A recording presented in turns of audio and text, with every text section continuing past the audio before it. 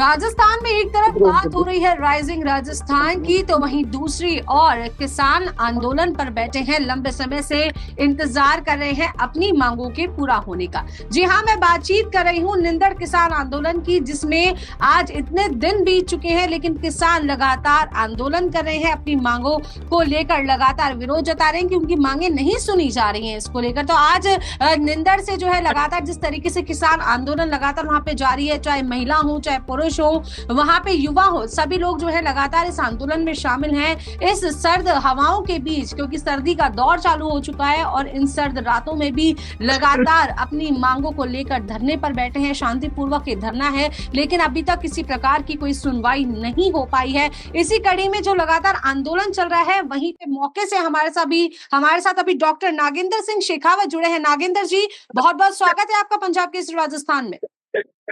बहुत बहुत धन्यवाद। राम राम जी नागेंद्र जी, अपना आपका परिचय थोड़ा हम लेना चाहेंगे। अभी किस तरीके से क्या कुछ आंदोलन चल रहा है, उस पर भी एक बार प्रकाश डालिए। लीजा जी, ऐसा है, मेरा नाम डॉक्टर नागेंद्र सिंह शेखावत है और हम लोग यहाँ नींदड़ बचाओ युवा किसान संघर्ष समिति के संयोजक के तौर पर मैं काम कर रहा हूँ। और ये हमारा आंदोलन पिछले 14 वर्षों से यहाँ पर नींदड़ में चल रहा है। 14 वर्ष पहले इन्होंने हमारी जमीनों को अवाप्त कर लिया था सरकार के द्वारा, जीडीए के द्वारा। जी। और पिछले 14 साल में हमने लोकतांत्रिक तरीके से अपना आंदोलन यहाँ पर किया है। लगातार हमने सरकार के सामने लोकतांत्रिक तरीके से किसानों की बात पहुंचाई है कि किसान की जो जमीन है वो किसान सरकार को देना नहीं चाहता है, क्योंकि जो किसान है वो अपनी खेती बाड़ी करके अपना जीवन यापन कर रहा है। यहाँ पर जो भी किसानी के काम है वो करके अपना जीवन यापन कर रहा है। उसे न तो सरकार को जमीन देनी है, न उसको किसी बिल्डर को जमीन देनी है। और अगर सरकार जमीन लेना चाहती है तो किसान को, जो 2014 में नया कानून बना है जिसमें किसान को पूरा अधिकार मिला है कि उसकी जमीन सरकार ले सकती है या नहीं ले सकती है, उसके लिए सरकार को किसान से सहमति लेनी पड़ेगी। और लगातार हम पिछले 11 वर्षों से हमने ये आंदोलन किया है और ये बात सरकार के सामने रखी है, लेकिन सरकार टस से मस नहीं हो रही है। सरकार ने अपने आंख, नाक और कान बंद कर रखे हैं और सरकार एकदम तानाशाही पे उतर के आ गई है। जी, इससे पहले भी आपने जो है कई तरीके से, चाहे वो शांतिपूर्वक ही आंदोलन रहे, लेकिन आपने कई बार एक नए-नए तरीकों से आपने जो है आंदोलन को एक नया रूप दिया। और आज इस बात को लमसम 14 वर्ष आप बता रहे हैं बीत चुके हैं, लेकिन 7 साल पहले इस तरीके की बातचीत हुई थी कि मंदिर की जो जगह थी वहां पर किसान हैं और वो उसका मुआवजा मांग रहे हैं। वहीं दूसरी ओर जो है लगातार सुनना नहीं चाह रहे हैं किसान। क्या कुछ कहेंगे? नहीं, देखिए, आप पिछले 11 वर्षों में हमने लगातार आंदोलन किए हैं। 2017 में भी हमने जमीन समाधि सत्याग्रह जैसा एक आंदोलन किया है जो कि पूरे विश्व में अपने आप एक नज़ीर बना है। जी। और हमारे से सरकार ने 2 बार समझौता किया है। जी। हमने पहले ये था कि हम ये सरकार ने हमें इसको लेकर बदनाम किया कि नीदर के जो किसान हैं वो जमीन अवाप्ति को निरस्त कराना चाहते हैं। हमने सरकार की बात को झुटलाते हुए हमने ये साबित किया और लगातार पिछली 2 हमारी जो सरकार से बड़े लेवल पे वार्ता हुई थी 2017 में और 2020 में, हमने सरकार को कई ऑप्शन दिए कि आप इस तरीके से हमारी जमीन अवाप्ति कर सकते हैं या आप इस तरीके से कर सकते हैं। लेकिन सरकार ने पिछले 2 बार में हमारे साथ जो भी समझौता किया वो समझौता सरकार की तरफ से तोड़ा गया और हमारी पीठ में जो है समझौते के नाम पर एक खंजर घोंपा गया, हमारे आंदोलन को कमजोर करने की कोशिश की। और अभी आप देखिए 22 नवंबर को जब 2020 में हमारा आंदोलन हुआ तब सरकार ने हमको एम्पावर्ड कमेटी का लेटर दिया।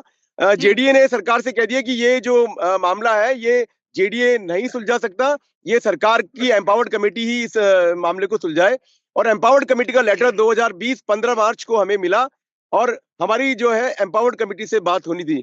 लेकिन दुर्भाग्य है हम किसानों का और इस देश के लोकतंत्र का कि पिछले 4 साल में हमारी एम्पावर्ड कमेटी से कोई बात नहीं कराई गई और बिना किसानों से बात करे, बिना किसानों को विश्वास में लिए अभी 22 नवंबर 2024 को लगभग 100 से ज्यादा पुलिस के जाब्ते के साथ जेडीए यहाँ पर काम करने के लिए आ गया और किसानों को न तो उन्होंने सूचना दी, न किसानों को विश्वास में लिया। तो निश्चित रूप से जो है कहीं ना कहीं सरकार के मन में खोट है, जेडीए के मन में खोट है और वो येन केन प्रकारेण इस नींदड़ के किसानों की जमीन अपना कब्जा करना चाहती है, किसानों से जमीन छीनना चाहती है, किसानों को उनका अधिकार नहीं देना चाहती है।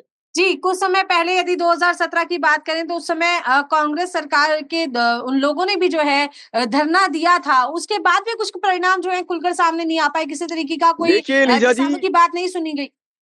देखिए लीजा जी, ये मामला न तो कांग्रेस का है न बीजेपी का है, और न कांग्रेस के लोगों ने कभी धरना दिया, न बीजेपी के लोगों ने धरना दिया। जी। कांग्रेस और बीजेपी के जो लोग हैं, वो पूरे तरीके से किसानों को लूटने में लगे हुए हैं। यहाँ पर जो किसान जो बीजेपी और कांग्रेस के जो जमीनी कार्यकर्ता जो नींदर में सक्रिय हैं, वो पूरे तरीके से किसानों के ऊपर दबाव बना के रख रहे हैं कि भी आप अपनी जमीनें सरकार को दे दो, आपकी जमीनें बच नहीं सकती। लगातार किसानों को हतोत्साहित करने में लगे हुए हैं। और ये आंदोलन विशुद्ध रूप से किसान आंदोलन है। ये कोई राजनीति नहीं है, ये कोई नेतागिरी नहीं है, ये किसानों को साथ हो रहे अन्याय का हक उनको दिलाने वाला आंदोलन है। 2017 में तत्कालीन भाजपा सरकार के खिलाफ हमारा आंदोलन हुआ था, और किसान जो है लगभग 30 दिन जमीन समाधि सत्याग्रह लगा के बैठा था, और किसानों के साथ इन्होंने समझौता किया। समझौता करके इन्होंने नींदर का सर्वे करने की बात पर सहमति दी, और वो नींदर का सर्वे इन्होंने पूरा नहीं किया, और बीच में ही किसानों पर जबरन इन्होंने अत्याचार करते हुए, जो किसान नेता थे, मैं खुद जो है 11 दिन जेल में रहकर आया हूं, हमें धोखे से जेल में इन्होंने ले जाकर बिठा दिया। तो ये तो सरकार का चरित्र और चेहरा है। 2020 में फिर जो है जेडी ने जबरन यहाँ पर कब्जा करने की कोशिश की। जब नया साल पे लोग आनंद मनाते हैं, तब 1 जनवरी 2020 को जेडी के लोगों ने फिर से यहाँ पर किसानों की जमीन पे कब्जा करने का प्रयास किया, और हमने फिर एक जमीन समाधि सत्याग्रह शुरू किया, जो कि लगभग 45 दिन चला। और फिर सरकार ने एम्पावर्ड कमेटी का झुंझुना हमारे हाथ में पकड़ा दिया, और वो एम्पावर्ड कमेटी से आज तक सरकार ने हमारी मीटिंग नहीं करवाई है। तो आप जी। बताइए, किसानों के साथ लगातार छल किया जा रहा है, अन्याय किया जा रहा है, वार्ता के नाम पर उनसे धोखा किया जा रहा है, और एक तरफ राजस्थान में फिर से नया राइजिंग राजस्थान हो रहा है। राइजिंग राजस्थान के नाम पे 35 लाख करोड़ का निवेश राजस्थान में आएगा। हम आपके माध्यम से सरकार से पूछना चाहते हैं, ये 35 लाख करोड़ का जो निवेश है, वो तो जमीन पे ही होगा ना। जमीन कहां से आएगी?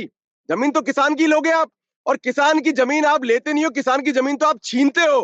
किसान को बदले में कुछ मिलता नहीं है। तो ये तो सरकार, अंग्रेजों की सरकार में और आज की सरकार में क्या अंतर रहा? जब अंग्रेजों के कानून से जमीन आप आज भी हमसे ले रहे हो, हमारी जमीन पे डाका डाल रहे हो, छीन रहे हो, तो ये जी। लोकतंत्र कहाँ है? ये तो अंग्रेजों का तंत्र है। जी। एक सवाल सर मेरा आशिका जी आपसे ये है कि अभी इतने दिन से आप लोग धरने पे बैठे हैं, क्या सरकार की तरफ से कोई अधिकारी आप लोगों से मुलाकात करने पहुंचा इस दौरान? देखिए, हमने हमारे रास्ते सरकार के लिए हमेशा खुले रखे हैं। कई बार हमें धोखा मिला है, लेकिन अभी भी हम तैयार हैं। हमें लगता है कि अभी भी सरकार जो है वो अपने धर्म पे आ जाए। सरकार जो है अपने राम राज्य की स्थापना की बात करने वाली सरकारें हैं अब राजस्थान में भी और देश में भी। तो कहीं ना जी। कहीं उनके अंदर का राम जग जाए, इस आशा के साथ हमेशा बातचीत के लिए हम तैयार रहते हैं। तो 1 दिसंबर 2024 को हमने जो जेडी ने जबरन कब्जा करने की कोशिश की, तो हमने उसके विरोध को देखते उसके लिए हमने मशाल जुलूस निकालकर अपना विरोध प्रकट किया। और मशाल जुलूस निकालने का प्रभाव ये पड़ा कि 2 दिसंबर को यहाँ की जो स्थानीय विधायक है, उन्होंने हमें बातचीत के लिए बुलाया, और साथ में जेडीसी जो है commissioner, JDA commissioner Anand ji, उनको भी उन्होंने उस मीटिंग में हमारे साथ में रखा। और हमने पिछले 11 साल में जो लगातार हम ऑप्शन सरकार को दे रहे थे, हमने वही ऑप्शन उनके सामने रखे। मैं आपको बिल्कुल एक-एक ऑप्शन बताता हूँ बहुत ही संक्षिप्त में। जी। हमने उनको ये कहा कि 2013 में हमारी जमीन अवाप्ति आपने 1894 के अंग्रेजों के कानून से करी है, जी। और सरकार ने खुद केंद्र सरकार ने ध्वनि मत से उस 1894 के काले कानून में परिवर्तन करके 1 जनवरी 2014 से नया कानून लागू कर दिया। हम ये कह रहे हैं कि आप पुराने कानून से हमारी अवाप्ति निरस्त कर दीजिए, और 2014 के कानून से हमारी अवाप्ति की प्रक्रिया आप शुरू कर दीजिए। हम इसके लिए पूरे तरीके से तैयार हैं। तो उन्होंने हमें साफ मना कर दिया कि हमने आपकी जमीन जिस कानून से ली है, उसी कानून से हम आपकी जमीन लेंगे, और जो भी बदले में आप मांग रहे हैं, वो हम कुछ आपको देने वाले नहीं है, क्योंकि जो उस कानून में लिखा है वही हम आपको देंगे। हमने फिर उनसे निवेदन किया कि 2016 में भारतीय जनता पार्टी की प्रदेश सरकार ने ही लैंड पुलिंग एक्ट नाम से एक नया कानून बनाया, जिसमें किसानों की जमीन लेकर उन्हें 55% विकसित जमीन देने की बात कही गई है। जी। हमने कहा, आप अगर सरकार हैं और आप अगर किसानों का हित चाहते हैं, तो आप लैंड पुलिंग एक्ट के तहत हमारी जमीन अवाप्त कर लीजिए, और उसमें 55% विकसित जमीन जो है किसानों को मत दीजिए, आप 50% दे दीजिए, मत दीजिए, आप 45% दे दीजिए, आप 40% दे दीजिए। लेकिन उन्होंने हमारी इस बात को नहीं माना, और उन्होंने ये कहा कि भाई हमने जो कानून से आपकी जमीन ले ली है, वो जमीन हम उसी कानून से लेंगे, और आपको बदले में इसके अलावा कुछ नहीं मिलने वाला। जो उस कानून के प्रोविजन है, उस कानून के दायरे में ही हम आपको जो कुछ मिलेगा वो इस मिलेगा। तरीके की मतलब बातें भी की हमें गई उन्होंने थी। वापस 11 साल पहले ले जाकर खड़ा कर दिया। जी, इस तरीके की बातें भी कही गई थी इस दौरान। ऐसा लगातार इस तरीके के भी आरोप थे कि लगातार उस समय जब जमीनों को लेके बात चली थी, तो जो किसान अपनी जमीन नहीं देना चाहता था, वो उस पर अपनी असहमति भी जाहिर कर सकता है। उस विषय में क्या कुछ कहेंगे? नहीं, नहीं, वही है, मैं आपको कह रहा हूँ, वो नए कानून में ये ताकत मिली है हमको। किसान को नए कानून में ताकत मिली कि अगर आवासीय कॉलोनी के लिए आपकी जमीन अवाप्त की जाएगी, तो कम से कम 80% किसानों की सहमति होना ज़रूरी है। जी, मतलब अगर 21% किसानों ने ना कह दिया, तो सरकार उस जमीन को अवाप्त नहीं कर सकती है। और आप ये देखिए, सबसे बड़ा पेच यहाँ पर यही है कि जब हमारी जमीन अवाप्त करी इन्होंने, तो उसके एग्ज़ैक्ट 6 महीने के बाद नया कानून देश में लागू हो गया। इस 6 महीने के पीरियड में किसान ने जमीन सरेंडर करी नहीं, इन्होंने 1 रुपए का मुआवजा हमको दिया नहीं और 1 रुपए का काम इन्होंने नींदड़ में करा नहीं। तो 6 महीने में जब इन्होंने कुछ नहीं करा, कुछ नहीं हुआ, तो वो जो जमीन अवाप्ती है वो निरस्त हो जानी चाहिए और नए कानून से जमीन की अवाप्ती होनी चाहिए। ये मांग हम उनसे लगातार कर रहे हैं, लेकिन वो हमारी कोई मांग मानने को तैयार नहीं है। उन्होंने तो कह दिया कि नींदड़ की जमीनों को फांसी की सजा दे दी गई है, अब जो है वो कुछ नहीं हो सकता। तो हमने उनको ये कहा कि साहब, फांसी की सजा लोकतंत्र के अंदर राष्ट्रपति माफ कर सकता है। अगर ये लोकतंत्र है, तो इसके अंदर इन किसानों की जमीन अवाप्ती से मुक्त भी हो सकती है और किसानों की मांग मानी भी जा सकती है। अगर ऐसा नहीं हो सकता, तो ये लोकतंत्र नहीं है, ये तानाशाही है, ये राजतंत्र है, ये अंग्रेजों का तंत्र है। शेखावत जी, अभी अगर अगर सरकार आप लोगों की जो मांगे हैं, किसानों की जो मांगे हैं, यदि उसे नहीं मानती है अभी, तो क्या कुछ अगला कदम होने वाला है? नहीं, हमारा अगला कदम हमने 22 नवंबर को ही हमने घोषणा कर दी थी। सारे गांव के किसानों ने मिलकर ये तय किया था कि 22 दिसंबर 2024 को जयपुर जिले की किसान पंचायत नीनर में बुलाई जाएगी। उस किसान पंचायत के अंदर जो भी प्रस्ताव आएगा, उसके आधार पर हमारा आंदोलन आगे बढ़ेगा। जी, तो अभी जी हम चाहेंगे कि अभी एक बार जो है आप एक बार कैमरे के माध्यम से हमें आस-पास जिस तरीके से लोग अभी धरना स्थल पर जो बैठे हैं, एक बार वो भी एक नज़ारा हमारी जनता को आप लोग दिखा दें। एक बार दर्शक देखना चाहेंगे कि क्या कुछ अभी वहाँ पर माहौल है, क्या कुछ परिस्थितियाँ अभी बनी हुई हैं और किन हालातों में लगातार किसान संघर्ष कर रहे हैं। लिया जी, आज आपको हम बताएं कि आज यहाँ जो उपस्थित किसान है, उन्होंने एक संदेश राजस्थान की सरकार को और भारत की सरकार को दिया है। जो राइजिंग राजस्थान के नाम पर 3 दिन का कार्यक्रम जयपुर में मनाया जा रहा है, जी, यहाँ के किसान वही संदेश सरकार को दे रहे हैं कि जो किसान है, उसकी जमीन आप छीन रहे हो और किसान की जमीन छीनकर आप इन बड़े बड़े व्यापारियों को देना चाहते हो। तो ये जो 35 लाख का निवेश जमीन पर जब आएगा, तो वो 35 लाख का निवेश किसानों की जमीन छीनकर ही तो दिया जाएगा। अगर किसानों की जमीन छीनी जाएगी और उनपे उद्योग धंधे लगाए जाएंगे, जी, तो उसका विरोध हमारे किसान भाई सब मिलकर कर रहे हैं। जब किसान एक तरफ तो परेशान है, एक तरफ किसान की जमीनें छीनी जा रही है और दूसरी तरफ आप विदेशी लोगों को यहाँ हमारी धरती पर बुलाकर उनको कह रहे हैं कि आप यहाँ पे उद्योग धंधे लगाइए, आप हमारी बेरोजगारी को दूर करिए। हम ये कह रहे हैं कि क्या बेरोजगारी दूर करने का काम सरकार किसानों की जमीन छीन कर करेगी, किसानों को लूट कर करेगी, किसानों की जमीन पे डाका डाल के करेगी? ये कतई हमें बर्दाश्त नहीं है। किसानों को उनका अधिकार दिए बिना सरकार उनकी जमीन नहीं छीन सकती है।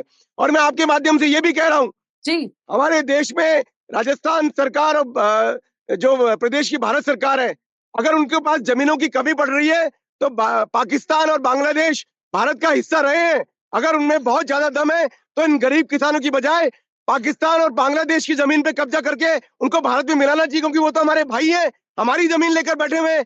उनको हमारे देश में शामिल करना चाहिए और फिर उनको जमीन आपको जिसको देनी है उसको दो। लेकिन भारत के अंदर आप किसानों की जबरन जमीन अवाप्ती जो करते हैं, बिना उसको न्याय दिए, बिना उसको सम्मान दिए, उसका उस पर जो कुठाराघात आपके द्वारा लगातार किया जा रहा है, वो नींदड़ का किसान नहीं, पूरे देश का किसान उस चीज को जो है अब सहन नहीं करेगा।